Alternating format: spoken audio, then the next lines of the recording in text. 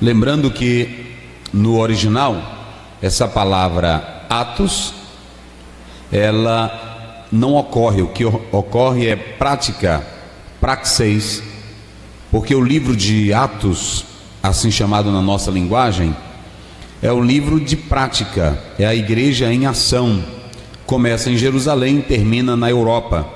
Então você tem uma praticidade vivida pela igreja do livro de prática, de Atos. Atos, práticas, ações. E hoje nós vamos falar sobre esse capítulo primeiro, só que nós vamos falar por partes. Abra a sua Bíblia, nós vamos ler até o verso 8. E você vai acompanhar marcando, tirando suas conclusões, biblicamente. Fiz o primeiro tratado, ó Teófilo, acerca de tudo que Jesus começou, não só a fazer, mas a ensinar, até o dia em que foi recebido em cima, depois de ter dado mandamentos pelo Espírito Santo aos apóstolos que escolhera, aos quais também, depois de ter padecido, se apresentou vivo, com muitas e infalíveis provas, sendo visto por eles por espaço de 40 dias, e falando das coisas concernentes ao reino de Deus. E estando com eles, determinou-lhes que não se ausentassem de Jerusalém, mas que esperassem a promessa do Pai, que de mim ouviste, que disse ele. Verso 5: porque na verdade João batizou com água, mas vós sereis batizados com o Espírito Santo, não muito depois destes dias. Aqueles, pois, que se haviam reunido, perguntaram-lhe, dizendo: Senhor, restaurarás tu neste tempo o reino a Israel? E disse-lhes: não vos pertence saber os tempos ou as estações que o Pai estabeleceu pelo seu próprio poder. Verso 8: mas recebereis a virtude do Espírito Santo, que há de vir sobre vós. Ser-me-eis testemunhas, tanto em Jerusalém, como em toda a Judeia e Samaria, e até os confins da terra. Muito bem. O livro de Atos, alguns chamam de o quinto evangelho, porque na verdade é uma narração que se segue de Lucas. Outros dizem que Lucas tinha a intenção de escrever mais um evangelho. Aí vem o livro de Atos, que parece ter um interesse particular, por isso o nome de Teófilo. Lucas está escrevendo para alguém que manifestou o desejo de conhecer ou saber sobre a pessoa de Jesus. Mas muitos questionam quem era Teófilo. Seria uma pessoa influente? Seria um homem rico? Seria um homem culto? O que nós sabemos é que Teófilo era um homem interessado em saber acerca de Jesus Cristo. Então hoje eu quero falar sobre esses versos do 1 até o 8. Semana que vem nós vamos dividir esse capítulo em 3 paráfrases, 3 perícopes, 3 sessões, de 1 a 8, a ascensão e a escolha. Nós vamos começar hoje para que a igreja entenda o que é o poder de Deus, o que é a glória de Deus, o que é o agir de Deus. Isso é muito interessante. E nós estaremos hoje com essas perícopes, começando com o verso 1 a 8. Depois estaremos do 9, tratando da ascensão de Jesus. E por último, a escolha de Matias. Foi uma escolha democrática, foi uma escolha espiritual, foi uma escolha por voto. O que era aceito na igreja naqueles dias? Então nós vamos tratar sobre isso. Mas hoje eu quero falar sobre a fonte do poder do crente, baseado no verso 8. Mas recebereis, vamos dizer bem forte, mas recebereis ao descer sobre vós o Espírito Santo. No capítulo 5, parágrafo único da Constituição Federal, ela diz assim: todo poder, olhem bem para mim para vocês entenderem. Parágrafo único diz assim: todo poder emana do povo. Todo poder emana do povo. Tanto o prefeito, o vereador, o governador, como também o presidente, ele tem um poder que é dado pelo povo. De 4 em 4 anos, o próprio povo tem um direito de tirar do poder aquele que eles colocaram. Então a Constituição deixa claro que todo poder que alguém exerce, exerce por causa do povo. E nessa forma do poder que é dividido no nosso país, legislativo, executivo, judiciário, um legislando, outro executando e o outro julgando as leis, interpretando, todo esse poder ele vem do povo. Então o que eu quero dizer nessa oportunidade é que no nosso país as pessoas que se acham poderosas, importantes, elas só estão lá por causa do poder do povo. Eu lendo isso me pergunto, qual é a fonte do poder da igreja? Se você ler Mateus capítulo 10, verso 1, Jesus disse assim: e eis que eu vos dou poder. Jesus é quem deixa isso bem claro, eu vos dou poder. Marcos 16, 17, Jesus disse: e estes sinais acompanharão os que creem em meu nome. Ah, pastor Zéu, eu queria ser cheio do poder de Deus. Eu quero ser um pastor cheio do poder. Eu quero ser uma líder cheia do poder de Deus. Eu quero ser um missionário cheio do poder de Deus. Pois a fonte é Jesus Cristo, o Filho de Deus. Efésios 6:10, fortalecei-vos no e na força do seu poder. 2 Timóteo 2:1, tu pois meu filho, fortifica-te aonde? Na graça do Senhor Jesus. Então o poder da igreja está em Deus. Se tem crente fraco, se tem irmão sem poder, não é culpa do pastor, não é culpa do dirigente, não é culpa da igreja, porque o próprio Pedro diz: esta promessa é para vós e para tantos quanto o Senhor Deus chamar. Amém, irmãos? Ah, tem crente aí que está na igreja frio, tem crente aí que está na igreja sem glorificar, tem crente aí que não recebe nada. Aí ele tenta culpar a igreja, tenta culpar o pastor, tenta culpar o dirigente, tenta culpar um sistema. Não, a promessa está na Bíblia, e se você tomar posse dela, você vai receber o poder do Espírito Santo. Quem quer poder de Deus aí, diga glória a Deus. Mas recebereis poder. Então entendam bem uma coisa que eu acho muito interessante. Um juiz, ele tem um poder de mandar prender, tem ou não tem? Um deputado, o Senado tem um poder de criar, de legislar sobre leis. Um prefeito tem muito poder. Agora o poder da igreja, só quem pode dar é Jesus. E uma coisa eu quero dizer à igreja: o poder que a igreja tem, queridos, é um poder para desfazer as obras do diabo. É um poder para desfazer todas as obras das trevas. Eu quero dizer esta noite: a igreja não tem que ter medo de feiticeiros, a igreja não tem que ter medo de magia negra, a igreja não tem que ter medo de forças ocultas, a igreja não tem que ter medo do Exu, do tranca-rua, do Zé Pilintra, do Zé Facada, nada disso. Jesus, ele diz: eu vos dou poder para pisardes serpentes, escorpiões, e diz mais: eu vos dou poder para colocar as mãos sobre os enfermos e eles serem curados. Oh, aleluia, aleluia. Qualquer crente aqui pode orar e dizer: Jesus, me dá poder para me orar para os mortos serem ressuscitados. Jesus, me dá poder para me expulsar demônios. Jesus, me dá poder para evangelizar. E se você buscar, você vai receber, porque a promessa é para tantos quantos querem e desejam as coisas de Deus. Amém, irmãos?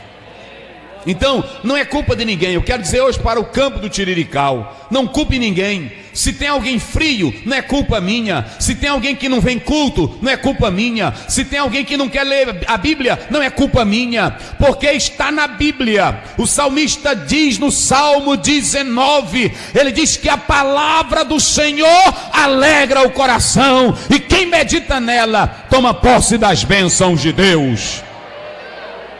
É para mim. Diga aí pro teu irmão: é para você, meu irmão. Diga para ele: é para você, é para mim, é para ti. Busque, peça, clame. Quem esse ano já pediu para Jesus encher de poder? Levante a mão. Eu já pedi para Jesus me encher de poder esse ano. Quem já pediu? Quem esse ano já pediu para Jesus batizar com o Espírito Santo? Levante a mão. E quem deseja mais poder da graça de Deus, diga: eu quero, Deus. Agora olhe para mim aqui. Olhem bem para mim. A gente fala muito no poder, mas se vocês analisarem uma coisa, qual é o versículo que ele diz: mas recebereis poder? É no 1? No texto que eu li aqui: mas recebereis poder ao descer sobre vós. Vamos lá. É no 1 que ele diz? É no 2? É no 3? É no 4? É no 5? É no 6? É no 7? É no 8? Olhe para mim aqui para vocês entenderem. Porque tem muita gente que chega: eu quero poder, a igreja está fria, irmão, nós não precisamos estudar, nós não precisamos fazer nada, é só buscar. Prestem bem atenção, olhem para mim. O Lucas, ele começa dizendo: Teófilo, eu fiz um apanhado de duas coisas que Jesus realizou. O que ele disse que Jesus fez? Vamos lá? Duas coisas que Jesus fez. Vamos, cadê a igreja? Não está acompanhando não? O que ele fez? Jesus, olha o que ele diz, de como ele começou, não só a fazer, mas a ensinar. Vamos dizer isso bem forte para memorizar: fazer, mais forte, fazer e ensinar. Mais uma vez: ensinar e fazer. São dois verbos, eles estão aí no texto no infinitivo. No original, poiei significa fazer como um oleiro trabalha um vaso. Essa palavra poieu no grego significa alguém que fabrica algo, alguém que está manufaturando algo, alguém que está trabalhando em algo. Então entenda que não é redundância. Aqui esses dois verbos: fazer. Observem que Jesus, ele está agindo como se ele fosse um fabricador de vasos. Não se faz crente só no poder. Não se faz crente logo começando pelo versículo 8. Se faz crente pelo verbo fazer. Assim como você lê Jeremias 18, o oleiro trabalhando no vaso. Aí quando você vai para esse versículo 1, que diz: Jesus começou a fazer. Jesus queria fabricar novos crentes. Jesus queria fabricar uma nova geração. Jesus queria fabricar novos discípulos. Entenderam, irmãos? Primeiro tem que ter o trabalho do oleiro. Ele tem que refazer. É por isso que a gente canta: desemborca o vaso, faz de novo. É verdade isso. Porque só pode se encher do poder se primeiro passar pelas mãos do grande oleiro. E o grande oleiro é Jesus Cristo, o Filho de Deus.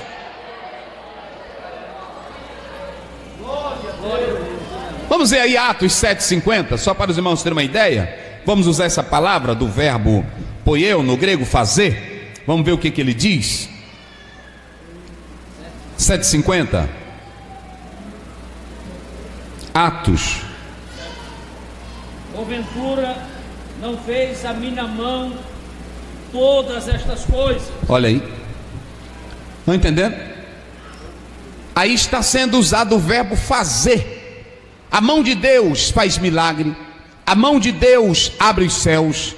Mas as mãos de Jesus queria fabricar novas pessoas. Então quando o próprio Lucas começa a dizer Teófilo, ele começou a fazer, não é fazer qualquer coisa. Ele estava trabalhando como um oleiro trabalha num vaso. Mas há algo mais interessante. Depois do fazer, ele diz o quê? Ele também começou a ensinar. Vamos dizer bem forte, ele começou a ensinar. Olhe, preste bem atenção. Primeiro ele começa a fazer. Jesus sai procurando tudo que é vaso que não presta, para refazer de novo, para começar de novo. Depois que ele faz o vaso, já começou a fabricação, então ele vai encher esse vaso. Mas de primeira, qual é a primeira coisa que Jesus vai encher o vaso? Ele vai encher do quê? Vamos, não é do poder não, estão entendendo? Ele vai encher de quê, meus irmãos? Do ensino. Ele vai encher do ensino. Vocês já observaram que tem crente que quando começa logo pelo poder, na mesma hora ele esfria? Tem crente que é uma zoada 2 meses, 3 meses, mas aí ele não aguenta mais. Tem irmão que quando está no culto de avivamento, ele se sacode todo, ele pula, ele grita, ele joga catarro fora, mas quando é culto de segunda ele não vem, de terça ele não vem, de domingo ele não vem. É porque ele não passou pelo processo certo. Ele primeiro foi buscar o poder. Primeiro tem que passar pela mão do oleiro, que é Jesus. Deixa ele te fabricar, deixa ele te encher do ensino, para depois você glorificar o nome de Jesus Cristo, o Filho de Deus. Então veja que é um processo. Ele primeiro pega o vaso, fabrica o vaso, mas depois ele vai encher do ensino. Se você pegar o Salmo 119, 105, diz, como é que diz o Salmo 119, 105, quem se lembra? Lâmpada para os meus, é o que? E o que mais? E luz para o meu. E se você pegar 2 Timóteo 3,16, o que é que diz? Toda Escritura é o que? Inspirada, proveitosa, para ensinar, para redarguir, para instruir em justiça. Vocês estão entendendo? Às vezes a irmã chega aqui só no culto, ela pula, ela rodopia, ela grita, mas é só aquilo ali. Amanhã ela sai da Assembleia de Deus, amanhã ela muda para outra igreja. Tem muito crente, irmão, que diz que é crente, que diz que tem poder, mas é bom de briga, é bom de porrada, é bom de confusão, é bom de encrenca. Agora crente cheio do poder de Deus, que é vaso de Jesus, ele sabe o que faz, ele sabe o que diz, ele sabe o que canta, ele sabe por que dá glória, ele sabe por que diz aleluia. E quantos vieram aqui só para adorar, ele diga glória a Deus. Começou a fazer e a ensinar. Irmão, sabe o que é que torna crente perfeito? Não é o poder. Digam comigo, não é o poder que torna crente perfeito, nem o Espírito Santo. Vocês sabiam que não é o Espírito Santo que torna crente perfeito? O que torna crente perfeito é a palavra implantada nele. Porque a única coisa que o Espírito Santo faz, e ele vos fará lembrar tudo o que eu vos tenho dito. Tem irmão que está com a vida toda desmantelada. Espírito, enche a minha vida, entra na minha casa, entra na minha vida. Mas tem macumbeiro cantando, não tem? Banda de forró cantando, bebendo cachaça, né? Aqui, entra na minha casa, né? Entra na minha vida, dançando forró, não é? Não é hino, não é movimento, não é barulho, não é uma noite de poder que muda a tua vida. O que muda a tua vida é você estar nas mãos do oleiro Jesus e ser cheio da palavra dele. Quem acredita, levante a mão e diga: Jesus. Diga com autoridade: Jesus, me enche da tua palavra.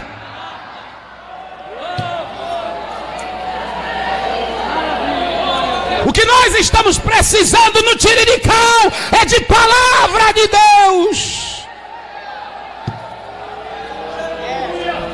Aleluia.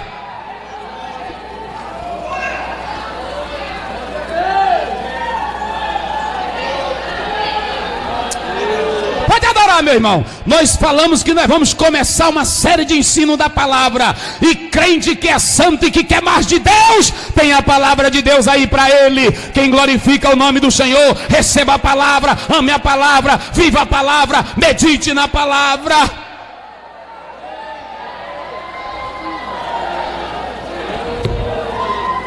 Está desmantelado? Se coloque na mão dele, que ele vai te fabricar de novo.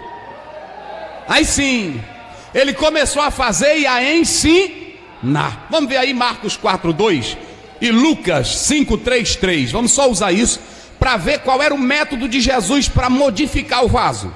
4:2. Isso. Aleluia. E ensinava-lhes muitas coisas. Olha, e ensinava-lhes muitas coisas. Por parábolas. Lhes dizia na sua doutrina. Isso. Está vendo? Lucas 5:3. Isso. Isso. Pode ler. Eu não vim chamar a justos, Olha aí.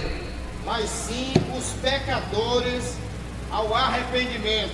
Irmãos, agora acompanha aqui comigo.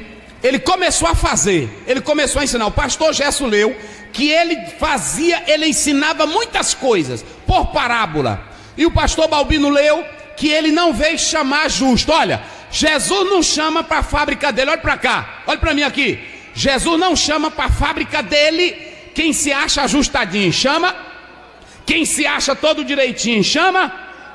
Quem é cheio de ideia dele, chama. Não. Ele chama os que não prestam. Ele chama os doentes. Ele chama quem tem sede.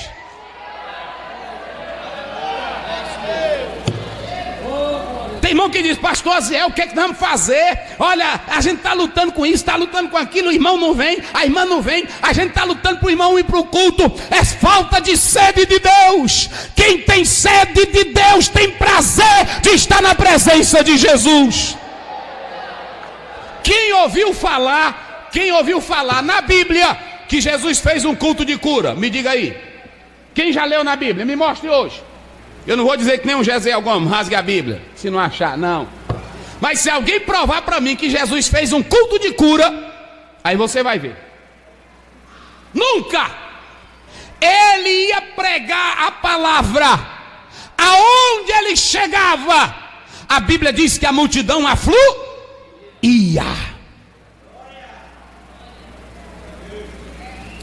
Irmãos, e Jesus não fazia outra coisa. O pastor Gerson leu aqui. Ele só ensinava. A cura ele fez um certo tempo, depois parou, porque Jesus sabia que o que muda a vida é a palavra de Deus. A igreja pode encher com reteté, a igreja pode encher com bate-palma, a igreja pode encher com bate-mão, mas amanhã ela seca. Mas quem tem palavra não arreda o pé, porque foi fabricado pelas mãos de Jesus Cristo. Levante a mão e diga assim: eu estou na vitrine de Jesus. Eu estou na vitrine de Jesus. Quem é vaso dele brilha hoje, amanhã, domingo, mês que vem, ano que vem, até Jesus voltar, porque foi fabricado por ele. É vaso de honra. Então observem que Jesus Cristo, ele fazia duas coisas. Ele fazia, fabricava e ele ensinava. Agora vamos lá, irmão. Jesus pegou. Como é que Jesus vai ganhar o mundo com um monte de homem medroso? Vamos para cá. Quantos irmãos tinha lá no monte? Quando ele disse: "Ide, vocês vão me encontrar lá na Galileia." Quantos? Mais de quantos irmãos? Mais de 500. Quantos tinham agora aqui? Quase 100 e... Agora entenda bem uma coisa. Com medo, alguns não queriam nem manifestar a crença. E eu me pergunto, como é que Jesus, ele teria coragem de mandar esses homens irem pregar? Agora prestem bem atenção. Jesus não vai usar logo o poder. Venham para cá, meus filhos, eu vou dar um poder tão grande, eu vou derramar 500 graus de poder, eu vou derramar uma energia tão grande que vocês vão pular, o mundo vai sacudir. Não, ele primeiro começa a ensinar. Depois que ele ressuscita, ele passa 40 dias com eles, lembrando tudo tudo que ele havia falado. Eu disse que ia acontecer, eu falei que ia acontecer, agora aconteceu, mas eis que eu estou vivo como eu havia falado. 40 dias. Meus irmãos, depois que eles viram Jesus tocar a mente e o coração deles com o ensino, eles disseram: não tem outra coisa, Jesus é o Filho de Deus, nós vamos fazer a obra. Jesus, a Bíblia diz que Jesus passou 40 dias falando acerca do reino de Deus. Olha para cá, essa palavra basileia tuteou no grego não quer dizer que Jesus estivesse falando de assuntos escatológicos, não. O reino de Deus, ele estava falando do poder que ele havia prometido. O reino de Deus, ele estava falando que ele haveria de voltar outra vez. O reino de Deus, ele estava falando deles conquistarem o mundo. Aí depois que eles são tocados pelo ensino, pela ressurreição de Jesus, então Jesus Cristo disse: agora eu dou a promessa. Eu não disse para vocês, João batizou com água, mas eu disse que vocês seriam batizados com o Espírito Santo. Então entenda bem aqui uma coisa: o reino de Deus eram assuntos, como eu já vos falei, ele se apresenta vivo, ele se mostra vivo, e agora ele diz: vocês serão batizados. Os discípulos, olhem bem para mim, mente medíocre, ainda eles perguntam: Senhor, mas quando restaurarás tu o reino de Israel? Ou seja, eles estavam ligados ao próprio país, à nacionalidade, à pátria deles. Ainda estavam pensando neles como judeus, porque não haviam tomado posse da promessa do Espírito Santo. Mas Jesus disse: só vai uma coisa que vai mudar. Eu já apliquei o ensino, eu já fiz vocês, eu já falei da promessa. Agora tem que ter uma coisa que traga energia para tudo que eu falei. É aqui que eu quero chamar a vossa atenção. Pentecoste, poder de Deus, não se começa com a gritaria. Começa primeiro, fez, fabricou. Jesus ensinou, Jesus deu a promessa. Eles tinham tudo isso, mas eles não tinham energia para colocar em ação o que Deus havia falado. Tem irmã que vai cantar um hino, ela canta um hino, todo mundo acha bom. Mas tem irmã que vai cantar um hino que toca a gente. Não é assim? Tem irmão que vai pregar, ele passa o tempo todo falando. Agora tem outro que vai falar, que você diz: hoje Deus falou comigo. Porque a diferença está em você ter, mas ter com a energia que vem do Espírito Santo de Deus. Jesus já havia ensinado, mas eles ainda estavam frios. Aí ele diz: então vão para Jerusalém e sejam cheios do poder de Deus. Esperem a promessa. Queridos, essa palavra dunamis, há uma grande briga. Segunda-feira nós estávamos dando aula aqui de grego para os obreiros e muitos perguntaram. Champlin diz que a palavra dunamis não é autoridade no sentido de cargo, só quem tem ela é Deus. Mas se você pegar Edward Robson, que é um exegeta, ele diz que a palavra dunamis fala de corpo, dunamis fala de moral, dunamis fala de autoridade, dunamis fala de cargo. Mas o que seria dunamis? Champlin diz que o dunamis seria o poder para energizar aquilo que Jesus havia dado. Jesus tinha dado instrução, Jesus tinha refeitos, Jesus tinha dado orientação, Jesus tinha dado a promessa, mas eles não tinham uma energia que os impulsionasse a isto. Aí é que Jesus diz: já que vocês têm a promessa, já que vocês têm o ensino, já que vocês têm tudo, agora vão e busquem o poder do Espírito Santo. Sabe o dunamis? O dunamis é para nos alegrar e nos levantar, e com força nós fazermos a obra de Deus. Irmãos, olha, nós temos que orar muito. Nós temos que orar e pedir: Senhor, coloca a tua força em mim. Porque nós estamos frios, frio para dar glória a Deus, frio para dizer aleluia. Tem irmão hoje que pode cantar o que quiser, pode pregar o que quiser, ele não está nem aí. Mas uma coisa é certa: se nós buscarmos a presença do Espírito Santo, mocidade, ciclo de oração, senhoras, Jesus, vem com tua graça, vem com teu Espírito energizar o meu louvor, entra em mim, aí nós vamos sentir a glória de Deus em nossa vida. Se os pregadores disserem: Espírito Santo, enche a minha vida. Irmãos, nós estamos tão acostumados que as línguas estranhas nossas hoje, elas são fabricadas, as mensagens, elas são decoradas, cada um pega um estilo de um, pega um estilo de outro, pega um jeito de outro, aí tudo é fabricado pelo homem. Mas quando tudo vem pelo Espírito Santo de Deus, a glória no culto é outra. Tem crente que quando entra no culto, ele já entra dizendo: fala comigo, Senhor, eu quero sentir o toque da tua palavra, porque ele já vem cheio de Deus. Hoje nós estamos aqui nesse culto, mas quem saiu lá da sua casa dizendo: eu vou para o teu trabalho, Senhor, eu quero lá no culto sentir a tua glória? Quem saiu da sua casa: Jesus, eu vou para a tua casa, hoje é o culto de ensino, eu vou para louvar o teu nome. A maioria não faz mais isso. Aí senta, é frio, não dá glória a Deus, não diz aleluia, não diz nada, e quer que o pastor mobilize a igreja. Eu só sei fazer o que Jesus fazia. Ele só ensinava, ele só pregava, porque o que traz alegria, o que é o lenitivo do crente, é a gloriosa palavra de Deus. Agora, peça para o Espírito Santo, peça poder. Então a fonte do poder do crente, diga comigo, são os ensinos de Jesus. Quem quer poder? Poder, diga eu quero. Não, diga bem forte, eu quero. Mais forte, eu quero. E qual é a fonte, a primeira fonte para ter poder de Deus na vida?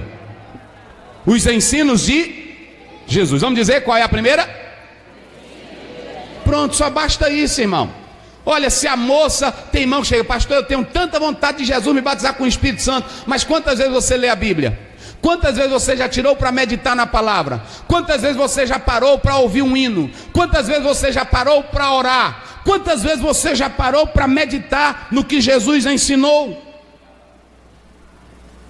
O que traz poder para o crente é o ensino da palavra. Aí sim, pastor Zé, o senhor é contra o irmão pular? Não. O senhor é contra o irmão levantar a mão? Não. O senhor é contra o irmão dar glória a Deus na igreja bem alto? Não. Mas que ele faça isto cheio do conhecimento de Deus. Eu vou fazer uma pergunta aqui esta noite à igreja: quantos dos irmãos aqui queriam um culto bem cheio de Deus, de poder, de alegria? Quem quer? Só quem quer esse culto? Ninguém quer? Quem quer, irmãos? Pois é bem simples. Eu vi um teólogo dizendo que Jesus, ele não espiritualizou nada. João 14, 21. Vamos ver o que ele diz aí. Leia aí, João 14, 21.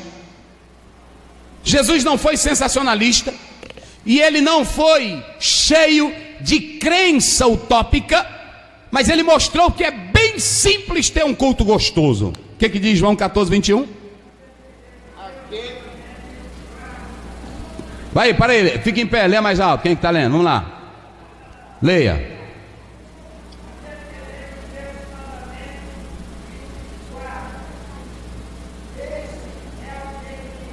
Ama. Eu amarei. O amarei.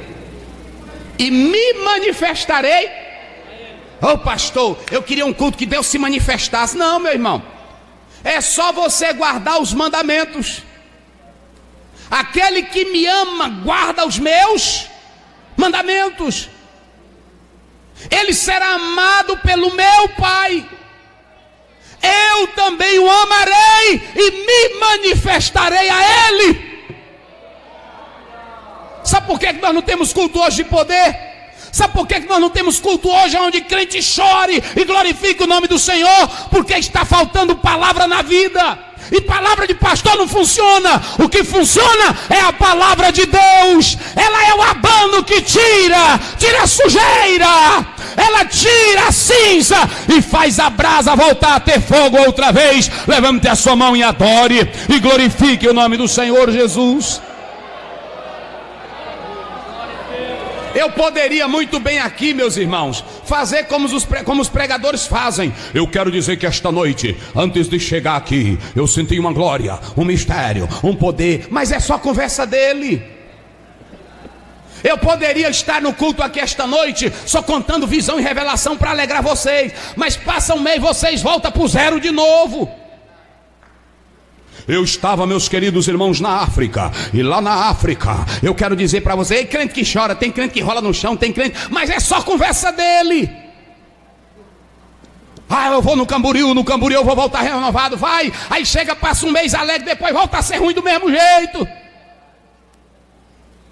O que sustenta crente é ele conhecer e amar Jesus. Se ele amar Jesus, ele vai arder o coração. E Jesus está sempre se manifestando a ele. Só quem ama Jesus, só quem ama Jesus. Oh, aleluia. Nós vamos ter culto de poder quando tiver crente de verdade que ame a Jesus. Quem ama Jesus enfrenta o sol. Quem ama Jesus enfrenta a chuva. Quem ama Jesus enfrenta o trânsito para estar no culto de terça-feira. Quem ama Jesus tem prazer de pegar a Bíblia e ler ela um capítulo durante o dia. Quem ama Jesus tem prazer de dobrar o joelho e dizer: fala comigo, Jesus. Quem ama Jesus tem prazer de dizer: eu quero adorar a Deus em espírito e em verdade. Só os ensinos de Jesus. Em segundo lugar, a fonte do nosso poder, diga comigo, é a certeza. Diga com autoridade, irmão, é a certeza de que ele está vivo. Quantos dias Jesus passou com eles? Vamos lá, quantos dias? 40, entrando e saindo. Meu irmão, agora olhe para mim aqui. Imagine um Pedro que era incrédulo, olhar para o Jesus que ele viu morrer lá na cruz, e depois ele ressuscitado, andando com eles, comendo com eles, conversando com eles, participando com ele, na beira da praia, à tardinha, à meia-noite, a fogueira acesa, Jesus no meio deles, só falando do céu, só falando do céu, só falando do céu, só falando do céu. Eu creio que um olhava para o outro e dizia: o homem está vivo, o homem está vivo, o homem é Jesus, o homem é Jesus. Nós temos que falar dele.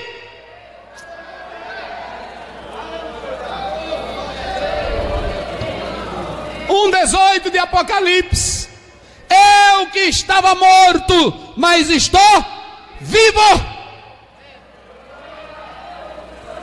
A Bíblia diz em 1 Coríntios 15: ele esteve, apareceu vivo. Agora imagine, irmãos, eu quero dizer uma coisa para um crente que está aqui hoje. Ele ia aqui para um bairro onde tem drogado, onde tem feiticeiro, onde tem macumbeiro, para ele chegar lá no meio e dizer: Jesus quer te salvar, só se ele acreditar que Jesus é vivo. Somente. Veja aí 15:5 de 1 Coríntios, só para vocês terem uma ideia. Vamos rapidinho. O outro irmão leia Romanos 6:9. Nós vamos já finalizar, já chegou o meu horário, vamos lá.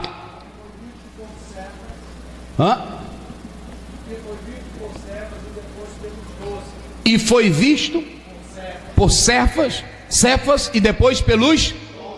Foi visto por Pedro, visto pelas mulheres, visto por criança, visto. Irmão, quem era que teria coragem? Uma vez perguntaram para um cara que estava criticando que os crentes eram besta, morrer por Jesus, e eles perguntaram: mas como é que alguém vai morrer por um defunto, irmão?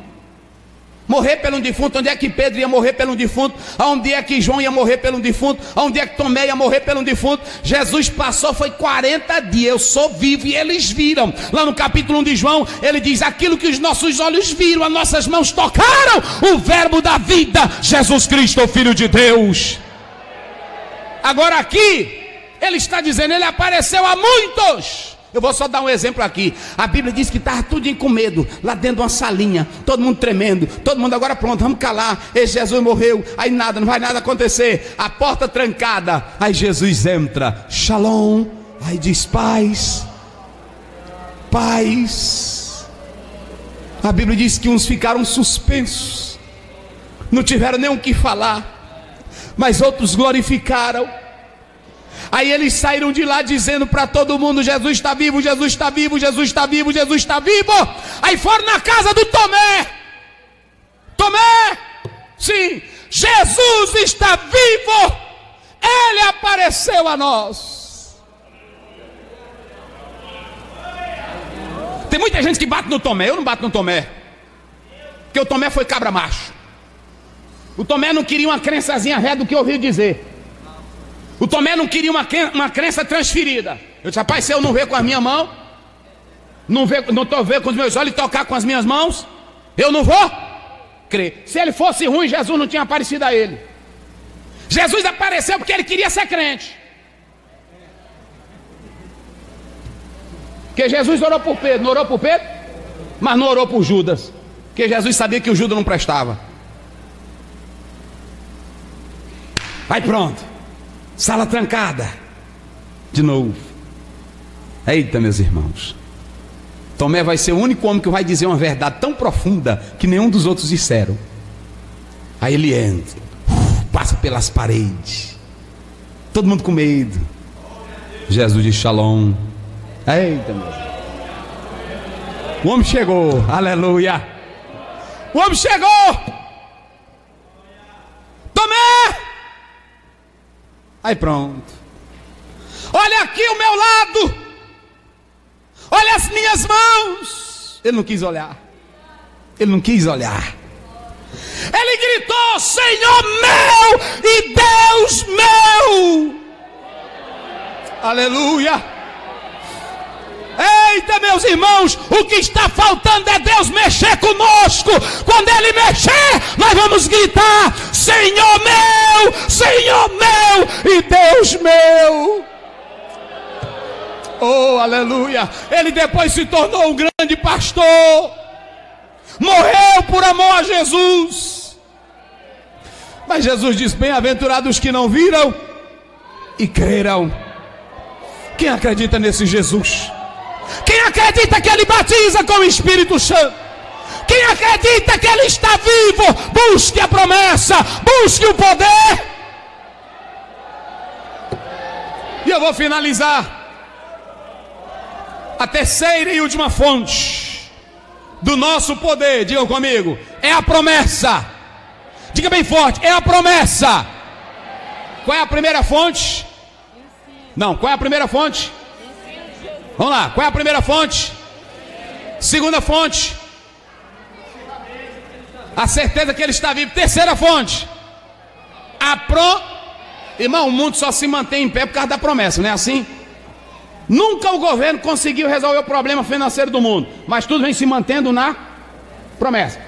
Aí o camarada escreve um livro. Quando terminou a Segunda Guerra Mundial, em 1945, ele escreveu um livro: vamos construir um mundo melhor, uma vida melhor, um sonho melhor. Aí todo mundo se animou: eita, é verdade, o mundo vai melhorar. Até hoje o mundo não presta. É promessa. Mas tem um que faz a promessa e não falha. Essa promessa mantém a igreja de pé. É Jesus Cristo, o Filho de Deus. Tudo com medo. Vamos para Jerusalém. Lucas 24, 49. Vão para Jerusalém. Oh, meus filhos, vocês estão com tanto medo. Vão para lá. Vão para lá. Aí vão. Aí quando chega lá, manda a promessa. Manda. Epangelia. Epangelia é algo oferecido. Ninguém compra a promessa de Deus, viu, meu irmão? Essa palavra epangelia no grego significa aquilo que Ele quer dar porque Ele quer dar. Pronto. Ninguém pode impedir. Se tu buscar, é teu. Vão para lá, porque vocês se lembram de João Batista, Jesus falando. Lembramos. Pois eu quero dizer que ele não disse que vocês ia ser batizados com água, mas também com o Espírito Santo. Sim, pois agora é o tempo. Vão para lá e fiquem lá, esperando a promessa. Eles vão para lá e vão orar. Há um teólogo que diz que a oração perseverante é que faz o milagre acontecer. Não é oração de brincadeira. Tem irmão que ora um dia, ora 2, ora 3 meses, aí pronto. Tem um que ora um ano. Meu irmão, não sei o que Jesus quer comigo. Eu estou com 1 ano. E Moisés, 40 anos para Deus responder ele. 40 anos só botando ovelha. Mas no dia dos 40 anos ele apareceu. Quem tem promessa, Jesus cumpre. Amém, irmãos? Vão para Jerusalém. Aí eles foram buscar. Demorou quantos dias? Demorou quantos? 10.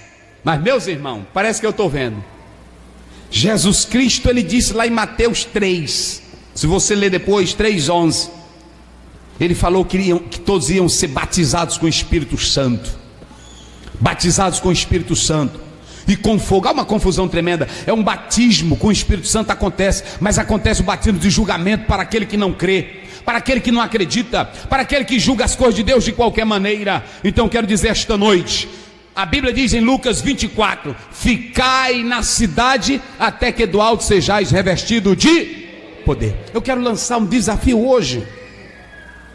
Vamos começar aqui uma busca, um desejo pelas coisas de Deus, mas